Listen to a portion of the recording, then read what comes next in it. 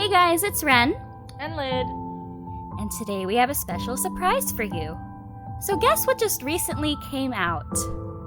So in order to help raise money to make Seduce Me 2 really, really great, Michaela is accepting donations towards the epilogues for all of the incubi and also for AU one-shots.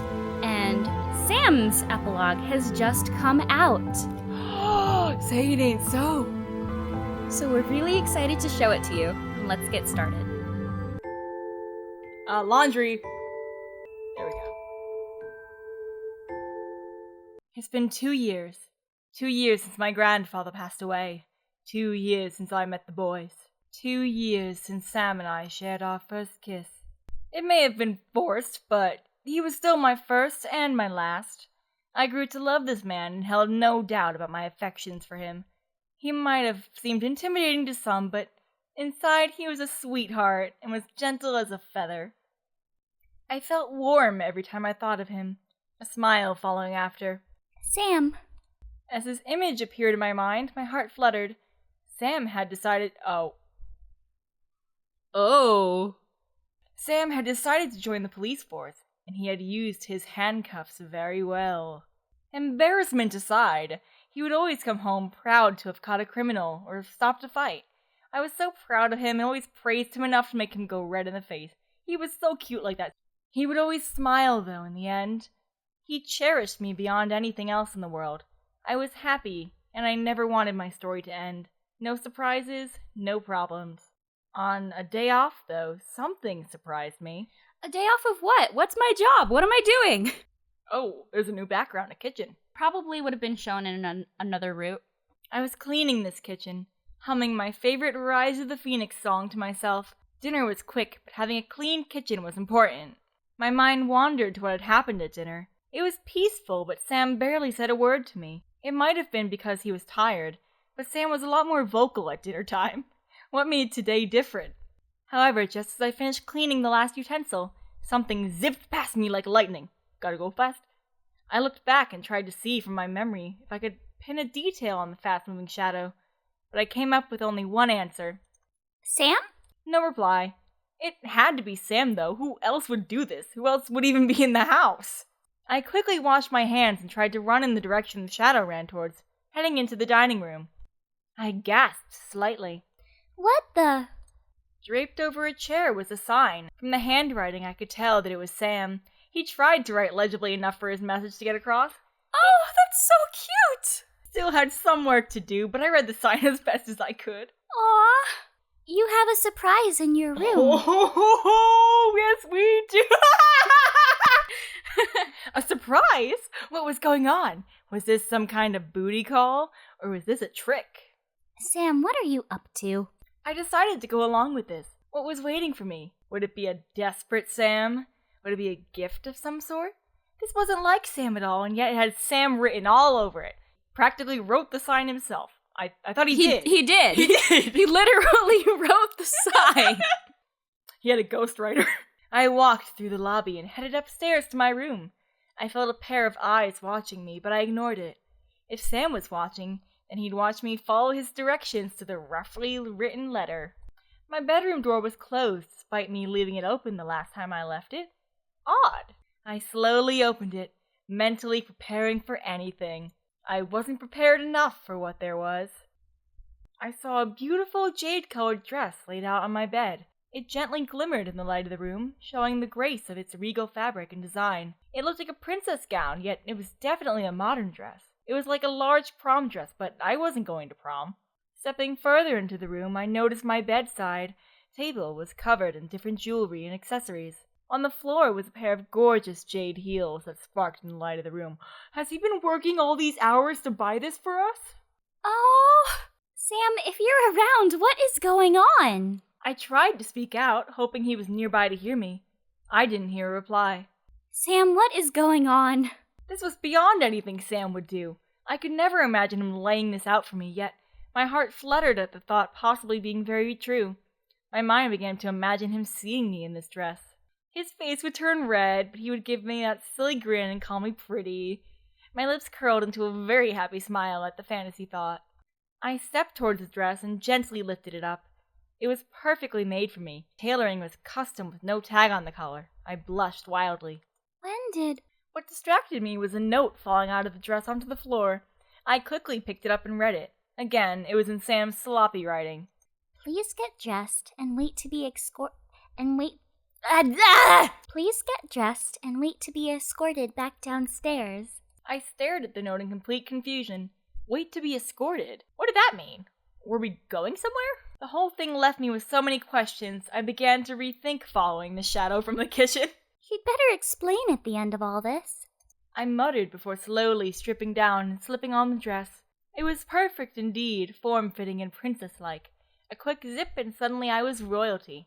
I looked in the mirror at myself and couldn't stop staring. I really did look regal. Whoa. I stared at myself. How was I able to look like this from simply putting on a dress? I slowly started to add accessories and some of the pieces of jewelry. Once I put on the heels, I felt that the world around me was almost too dreamlike to be real. This was from Sam? A small knock tapped on my door, and I quickly rushed over to open it. What? What? What? Okay, alright, so we do still hang out, hopefully? I stared as James, dressed in his servant garb, greeted me out and held out an arm to me. He was in on this? James, what's going on? James didn't reply, simply smiling at me and nodding for me to take his arm. I slowly took it, now even more unsure of what was happening. He guided me to the lobby where Eric, Matthew, and Damien waited for us in their servant garbs as well. I gripped James' arms tighter, now very nervous. What was going on? We climbed down the stairs before James gently lowered my arm and joined his brothers. Everything was slowly becoming a fairy tale dream, and my mind had a hard time wrapping around it. Before I could speak, though, the boys bowed their heads and raised their arms in unison toward the dining room archway. I turned my head and gasped.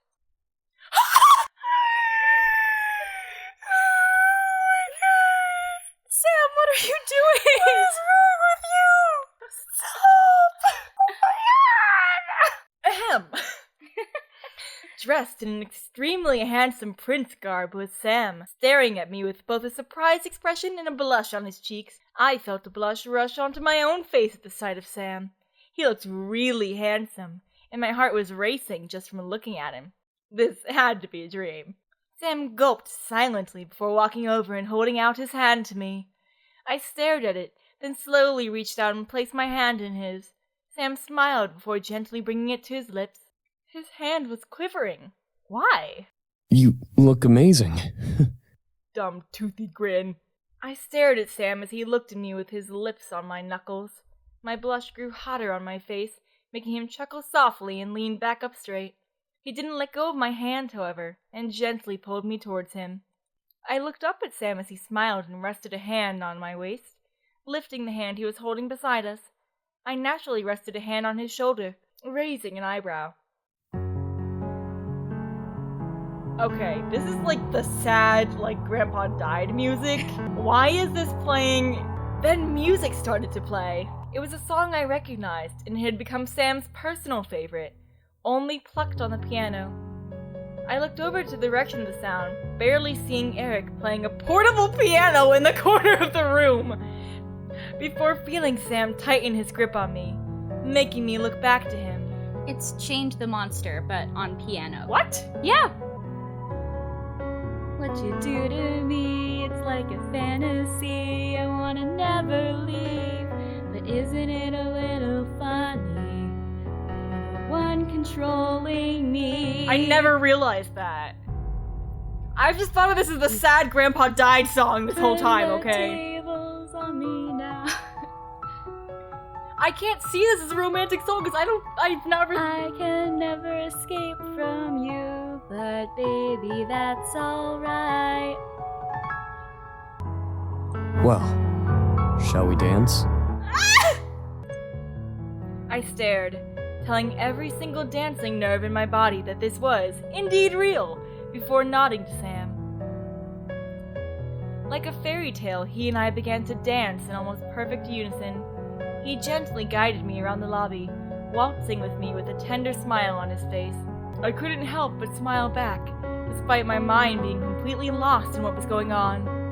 His smile always made everything okay with me. Each step we took was perfectly timed with music. I didn't doubt Sam had these skills because he was an incubus, yet it seemed so uncharacteristic of him to be able to be so prince-like. Sam, what is going on? We're dancing. What does it look like, doofus? Shut your stupid toothy grin! We're dancing, yes, but... Before I could continue, the room slowly began to melt and get darker. Whoa. Sam kept leading me through the dance as the room around us began to turn into the night sky. I'm always a slut for space. The stars were brilliantly lit, with the moon being the largest light in the sky. I felt myself grip to Sam tighter before looking around. We were dancing in the sky, under the light of the moon. Our feet touched the air as if it was merely the floor as we waltzed to echoed music. Speaking of air, I looked down to see the mansion far below us. We were very high up in the sky. Good! Excellent! This is what I want! I couldn't help but tighten my grip again onto Sam, who chuckled in response. Sam! What? That toothy grin is so great. I like it. We're in the sky. Yes, I know, doofus. But what if... I promise, I won't let you fall. I looked up at Sam to see him with a serious expression. Our dance became a simple sway as he gently moved the back of my waist to caress my cheek. I naturally closed my eyes and nuzzled into his gloved hand. I would never let you fall. I'll be by your side, always. I'll protect you with my life. His words echoed through my body, making my heart feel warm and light. I felt incredibly happy that he was like this. I almost didn't want to ask any more about what was happening. Everything seemed too perfect that even the smallest doubt might break this dream. I didn't want this dream to end if it was one. Sam gently led me back into a dance, smiling once again to me. Where did you learn how to dance? Sam nodded a small laugh and twirled me before returning me to our waltz. James taught me. It took forever, trust me. But I think I got it. It's not too hard. So he wasn't picking up extra hours. He was lying about it and going to practice dancing for forever. You're an amazing dancer. Oh, blushy blushy! My words rendered him speechless. He stared down at me and blushed while trying to continue our dance. You're so important to me, you know? And you're important to me, Sam. I mean it, though. I mean it too. No one has ever made me feel this way. Ever. I never even thought I'd be like this, but... Sam? Soon Sam slowly stopped us from dancing, letting us stand in the night sky like nothing else mattered. Sam stared down at me, a look of pure seriousness covering his face. I love you so much, alright? You make me feel like a man, not a monster. You're so frigging important to me. My heart was beating faster than I thought possible. Sam gently lifted my chin and leaned down, laying his forehead against mine. I want to be worthy of you. Oh my God! You are, Sam. I love you too. Sam closed his eyes and smiled. I could feel my heart warm and my eyes began to water. He was everything I dreamt of, everything I wanted, everything I needed. I loved him. Sam then slowly lifted my left hand. Sam then slowly lifted my left hand and kissed over my ring finger. For a second I heard him growl slightly before whispering. Man, screw human tradition. I'm a demon. Huh? I watched as Sam kissed the back of my hand, then over my wrist. I could feel my energy gently circle and vibrate at the touch of his lips. I watched as very subtle green marks began to draw themselves over my hand, almost like watercolor paint, as chains. They circled around my wrist and continued to circle around my hand, once, twice, 3 times. At the 4th, it wrapped around the base of my ring finger. The marks began to glow gently before fading into my skin. On my ring finger, however, appeared a gold ring with emerald and diamonds. It glistened in the moonlight, glimmering its brilliant shine at the many stars that surrounded us. I looked up at Sam, who had a small smirk. If you don't say yes to marrying me, I'll never forgive you. I instantly began to cry, feeling my entire body warm up in joy. Sam held my hands to his chest, letting his smirk melt into a genuine smile. I can't! But yeah, will you marry me? I want to be yours and have you as my own forever. I know I'm not on one knee or whatever, but I'm a friggin' demon, so like... What does that have to do with your knee? Kiss me, you stupid tsundere! I didn't let him finish. I instantly jumped up and wrapped my arms around him, kissing him deeply. He gasped against my lips before slowly wrapping his arms around me and kissing me back just as deeply. Every ounce of his love showed itself to me. In that kiss, I felt like I was in heaven, just kissing him and being in his arms. He was who I wanted to be with, and I would continue to love him and be his for the rest of our days. As we gently pulled away, I smiled, tears still gently rolling down my cheeks. Yes, Sam. I'll marry you.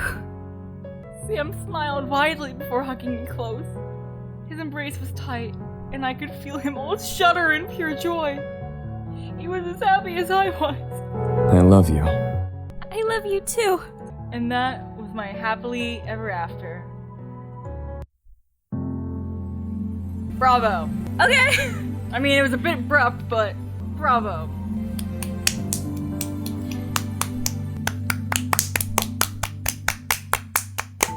That was Sam's epilogue, Seduce Me, Shall We Dance?